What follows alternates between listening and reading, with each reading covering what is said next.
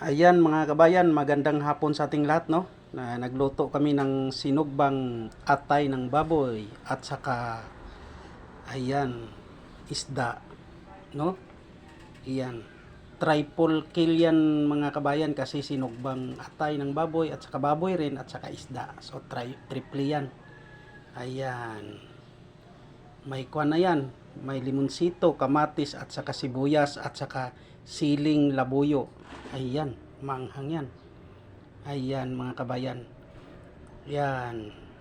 Kasama ko pala si Kabayan Alan Dagangon. Shout out sa iyo. Suportaran rin natin ang kwan, oh, ang page ni Alan Dagangon, oh. Kabayan, magandang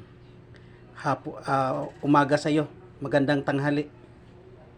Ayan. Hanggang dito na lang mga kabayan. Bye-bye.